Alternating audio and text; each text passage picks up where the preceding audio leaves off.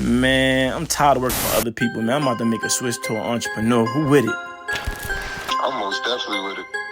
Listen, man, the powers that be don't want you to wake up and get out that everyday rat race. They want to make workers, not entrepreneurs, so you know I'm with it, man. Alright, so let's get to it. Go ahead and make this extra money and switch it over. Let's get it. Let's get it.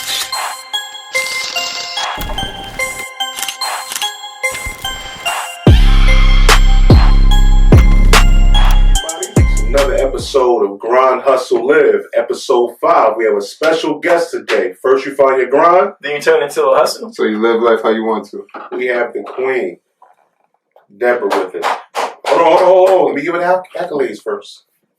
The CEO of OWN, the founder of International I Love Braids Day. Let's give it up. Debrah, we're so happy to have you today. We want to just basically take everybody through who you are, what you do, and how you got to where you are right now. So let's hand it over to you. My life is kind of centered around natural hair and braids. When this young lady over here was just a baby, I decided that I wanted to be able to stay home and raise her. I still make money. And so the opportunity came where I could braid. Now, there's a lot that goes with that because not only did I decide to braid, I'm one of 4 women that created the license in New York. Come on, we got to clap for that. You want to talk about history? That's history. Wow, that's So, I want you to listen to what I'm saying because oftentimes when you have a passion, people are not always going to believe that that's something that you can actually turn into an actual career. True. Right?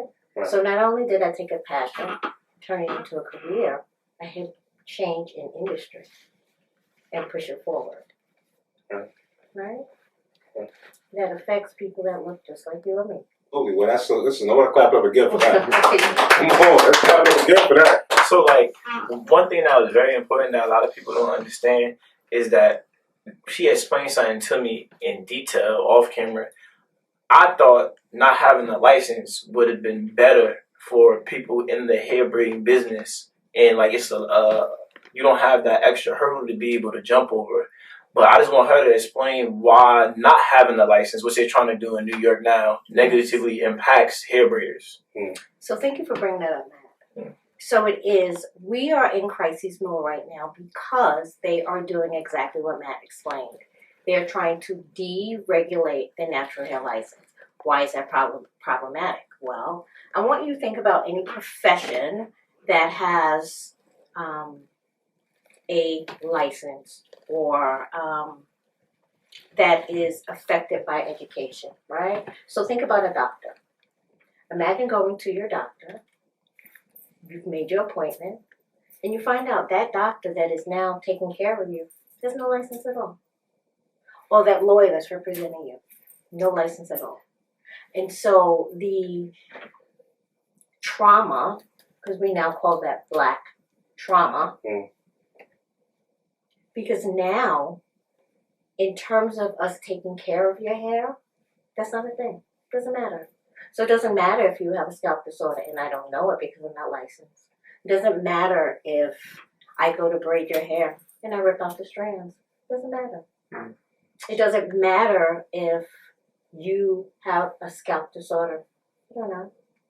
So pretty much they're trying to set it up to where the people are just winging it again. And Absolutely. Who's going to suffer? The people that have natural the people hair. that look like you. Right. So think about it in this way. It is an erasure of a whole group of people. So deregulation, erasure.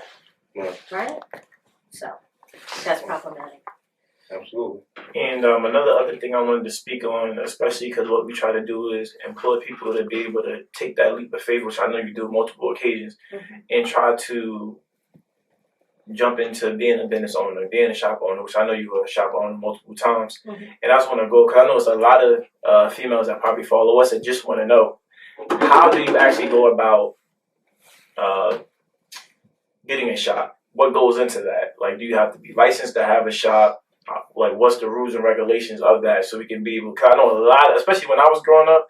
You know, I'm not a young man anymore, but when I was growing up, a lot of girls in my neighborhood wanted to have shots, but nobody gave them or had the information to be able to tell them. So, how do you actually go about creating your own shot? Okay.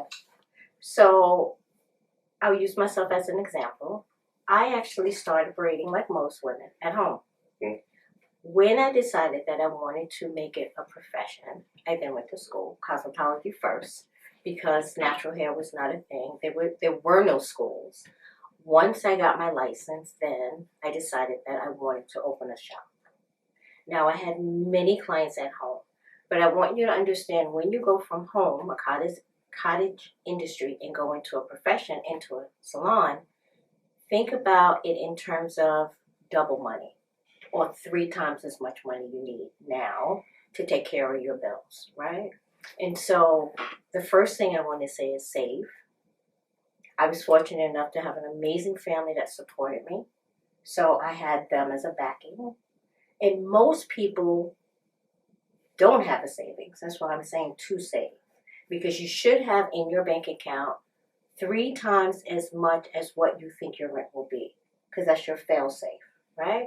Because for me, and Nia and Amber can tell you this, once I opened my salon, you couldn't tell me that in a month's time I was going to be on Oprah stage. Couldn't tell me that. That's not how it happens, right? And so you have to make sure that you have the funds. You have to make sure that you are equipped to handle everything that you think could happen, right? Because everything costs, everything. So you need quite a bit of money to have as a backup. I want to touch on this 2 quick things. One thing was, and I'm gonna go back to what we were just speaking about here. But one thing is about the booth, and how do you learn and measure how much you're supposed to charge an individual to rent a booth in the salon? That's a really good idea. You want to, so there's an equation. It's an equation. I'm pretty sure that there's the same equation for a lot of things. What's your rent? So if your rent is $5,000, right? You want to make sure that that booth rental or rentals is going to pay that rent. That's your equation. So your profit, you're looking at for you basically to have a free workspace. That would be ideal. Not to have profit off of the actual people working in the salon, but just for you to have a week free workspace, so you It can be able to. depends. Everything is. It depends on the individual, right? So at the base, you want that rent paid. Yes. Right? Okay. And so that equation is going to include that rent as the bottom line to make sure that that's being paid. Okay. If you feel like you have a lot to offer and it's a bonus to be where you are, maybe you charge a little bit more because it's beneficial for that person to be in your space. Right? Because you're giving things like maybe advertising or just because you are who you are, you have lots of people. Cloud, you got cloud, prime real estate, all kind of stuff factor into that property. Or you could say, I remember when I was there. Let me give her an olive branch and kind of give her an opportunity to come up. You see something in In the person. hopes that she will do the same for the next person, right? Right. Now, along with that, what are some of the things that you might run into when you actually open a salon? What do you need to have to be able to open a salon and for it to be up and running in the proper way? Wow. Set underneath the table. A lot. Generally, if you are renting a space, unless it was already a business in an existing business of which is the same business, you generally get a white box, which means that you now have to outfit. So that's already quite a bit of money, right? Before you even walk in the door, right? Then your clientele. So remember, I started at home. You need 3 times as much clients now. You have to pay those bills and everything costs, right? So now you need twice as many clients. How are you going to get your clients? That's advertising, that's marketing, right? Who's going to take care of them? Are you going to be able to service everybody or do you now need a staff? Products. What products are you going to use? You're going to create your own or you're going to use another company's products. And that back bar, I don't know how many of you understand this, the back bar, which is what you use to maintain your clients, that's where you make your money. sometimes it's not as much about the service as it is selling the products. Mhm. So that they can now take that service and continue it at home. For people that don't know, and because I want to try with our podcast, I want to try to get to like the root, so people can have like a general number of how they get themselves started. Going into a space, let's say you want to be a barbershop or a salon, is not similar in nature because I don't want to discredit either, but it's in the same field. What are the things as far as numbers that you need when you head into the door? We know one, you want to measure your actual rent and make sure that you have at least 3 to 4 times saved up of that rent so you can be able to have a fallback. But as far as the equipment and different things, like you mentioned something like a back bar, what is a back bar? Back bar is your product stock. Okay, so a back bar is your product stock. So you want to try to have something that you can sell. So if you're a barber, you want to try to get wholesale clippers and then resell them at a higher price. Different alcohols, different brushes, different things that you use that your clients might buy. You buy it at wholesale, you can resell it, I'm guessing, for a barber. And for somebody that owns a salon. Not so much clippers, because you want him to maintain the service with you. Mm-hmm. But certainly the products to maintain it. Probably maintain it. Oh, is that like wave grease? Yes, all of that. Okay. All of your maintenance do-rags products. Yes. and a brush. And how, like, as far as percentage, how much does that make up for you if you own a salon? Like, what percentage of income does it give you to have that back bar to make sure because you said it's essential? Mm-hmm. So like what as far as like the gross income that you get from it, like is it 10%, 20%, like the gross income? About that. Okay. So for me, services was about 85%. Right? And then that other percentage was product.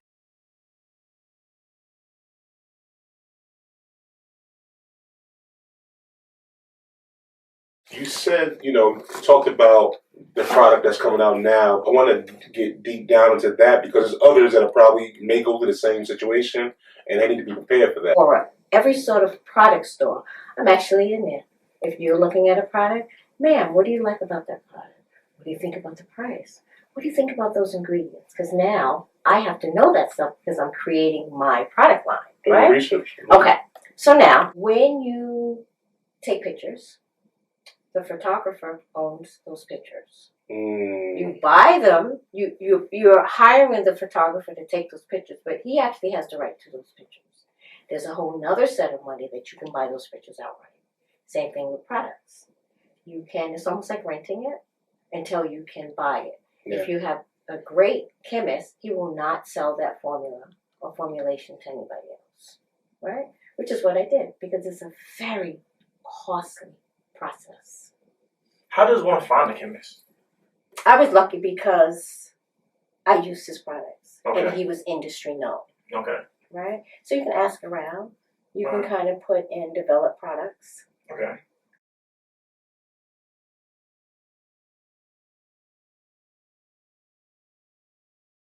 Is another way that you can go. So I hired an herbalist, but there's something called private label. So when you go into any drugstore, you'll see the drugstore name and you'll see their, what do you call that? Generic. Mm-hmm. That's private label. Okay. Same company a lot of times. One is a bigger store, they pay more. Any of them pays less. It's like the Same sneakers. product. Sneakers get made the same place. One One goes for $300, one goes for $10. So in building your back bar, and you want to represent your name because this thing's about branding, right? Do private label. Or if you don't have the money for private label, because it's still a cost factor, you can find a company that you actually like and just buy it wholesale. But that back bar is very important. So, like, when you say private label, do they send you the product without a label and you put your own label on it? And how would you find a private label? Do you just Google it, or how do you find it? Just Google private label, and then you can be able to see, like, they send you a sample? Yes, they send you a sample. Here's the thing, though. In the industry, you're not the only one doing it. And I want to say this. You don't always have to reinvent the wheel. You really don't. You'll find that person, you'll find that company that are doing things that you like. Doesn't say to copy them, but it gives you an example. Yeah. So that you're not reinventing the wheel. Format. Okay, so I want to create a product. Yes. I don't want to start from scratch. Yes. I want to hurry up. I already have popularity, or I'm an influencer, and I want to go ahead and just not go the herbalist route and make a product from scratch. I want to try to hurry up and make money because that's what it's about. Fast, quick turnover. So what I would do is I will try to find a private label. Yes. Right, so a company that will send me a product, which is shampoo, lotion, they send me out a sample. Yes. Of that sample, I like it. Then I can buy a wholesale, a bunch of, so it comes in a bottle, comes lotion, everything is already assembled and done. Sometimes. Okay, so what's the difference between? You can buy just the ingredients. Now, what's important about what I did and what other people would have to do if they're going to create a product line, you have to decide the bottle. You have to decide the label. You have to decide what's going on that label. That's how it's uniquely yours, right? In terms of representing your company. Okay, so how did, like, let's say if I wanted to start a shampoo line, how does the shampoo come to me? Is this like in a bag and I gotta put it in a bag myself? Okay. So it's in a pump. It's in a container. Okay. It could come in bottles. Mm-hmm. It just depends on what you want. And if that company, some companies don't do small companies, and some companies do. So it just depends on what you're looking for and how much money you want to spend. That's probably the biggest factor, how much money you want to spend. What do I mean by that? So you know your clientele. Is your client willing to pay for a hair and body wash or shampoo that's $15 when they can go to the store and buy it for $3? And let me tell you something. When I forgot, it was like a $20 bar soap. It was some type of bar soap that she had. And I was like, man, spending, but I'm gonna do it because she's a special lady in my life. I'm gonna go ahead and buy it. And I'm not gonna lie, that was the best bar. So I was like, it lasts for like, I don't know. I think it lasts for like 6 months. I was sitting there, oh yeah, my skin feeling smooth. I'm like, yeah. It is, the products are. I'm quite proud of my product line. It is, the base is products right from the earth. So not only does it make you feel good, it smells good, and it's good for you. Triple threat. Right, absolutely. Absolutely. Oh yeah, another thing is, if you feel your skin hurting and cracking, you always itching, that's because you need to put some lotion on and get a proper soap bar for your skin. Yeah. Don't go on down. Listen, that's why you gotta mess with somebody that know what they're doing. If you sitting there, and I'm gonna tell on myself. I sit there like, oh, my skin feel tight, feel weird, or I feel itchy. That's because I don't have the proper soap for my skin. That's what she taught me. You have to buy products that's good for your body, right? And everyone is not built the same, right? So go out there and spend extra $10, extra $15, just for a bar soap that's gonna last you damn near a year. So it has benefits, and stop scratching. And go treat your body right. And listen, if you do not have the $10 or $15 to buy the product, you can just go rub your hands and your elbows on that man's sheeny beard. I did that. No time for sleep. Been putting that work. Do it for my last name. Can't do it for my first. I'm a king since birth. Been on my worth. Grind.